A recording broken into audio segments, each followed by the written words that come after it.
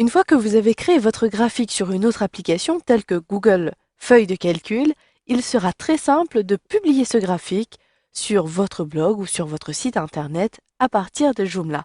Vous verrez dans un premier temps comment récupérer ce code HTML pour qu'il puisse s'afficher correctement dans l'un des articles que vous avez rédigés depuis l'administration de Joomla. Pour commencer, pour pouvoir intégrer ce type de graphique dans un article ou dans n'importe quel contenu de votre site internet, vous devez configurer et paramétrer votre éditeur de texte. Pour cela, vous l'avez vu, il suffit de vous rendre dans la gestion des plugins et retrouver l'éditeur que vous utilisez. Il s'agit de mon éditeur par défaut, peut-être que vous utilisez un autre éditeur, et à partir de là, si vous avez un endroit où des éléments sont prohibés. Faites attention, retirez bien iframe pour pouvoir intégrer le code HTML de votre graphique pour qu'il s'affiche correctement.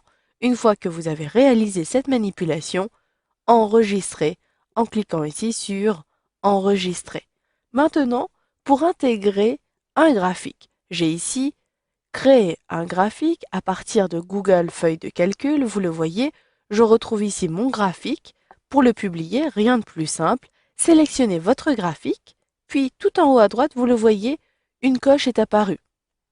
Il s'agit en réalité d'un menu déroulant. Choisissez ensuite Publier le graphique. Si vous utilisez une autre application qui permet de publier le graphique en ligne, sélectionnez cette fonctionnalité, puis choisissez le type de graphique que vous voulez intégrer, soit un graphique interactif qui permettra entre autres, lorsque vous positionnez votre curseur, d'avoir un pop-up pour avoir l'information de la série, ou vous pouvez ici avoir une image. C'est ce que je choisis. Il me suffit donc de sélectionner mon code à l'aide d'un glisser-déplacer, vous le voyez du curseur, je clique droit, puis je sélectionne Copier. Si cela n'est pas disponible, il me suffit d'appuyer sur les touches CTRL-C de mon clavier. Rendez-vous maintenant sur l'administration de votre site. Ici, j'ai déjà rédigé mon article pour publier les résultats de ce sondage. Ici, le début de mon article et en dessous de la balise mort pour lire la suite, j'intègre ici le code. N'ajoutez pas directement le code à partir de l'éditeur, basculez l'éditeur en bas à droite. Ce qui vous permet d'afficher ici le code de votre article. Puis, appuyez sur les touches CTRL-V de votre clavier. Vous le voyez, automatiquement, j'ai rajouté ce bout de code. Et d'ailleurs, si je bascule à nouveau l'éditeur, je clique ici sur Basculer, j'ai directement un aperçu à l'intérieur, vous le voyez, de la zone d'édition de mon article.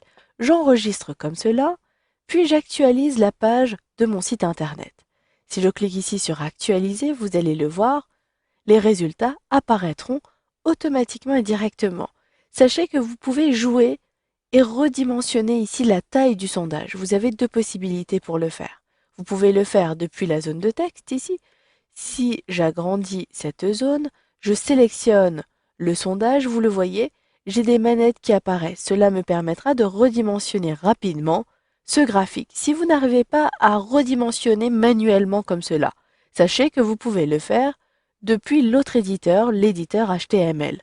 Vous avez ici la hauteur et la largeur en pixels. Vous pouvez donc utiliser ce chiffre pour redimensionner. Vous pouvez d'ailleurs ici réduire la taille rapidement. Je vous montre, je réduis volontairement la taille de façon exagérée pour vous montrer le rendu. Je me rends directement sur mon site et si j'actualise, vous allez le voir automatiquement, j'ai redimensionné ce graphique. Voilà, vous savez donc maintenant comment ajouter un graphique dans le contenu de votre site internet.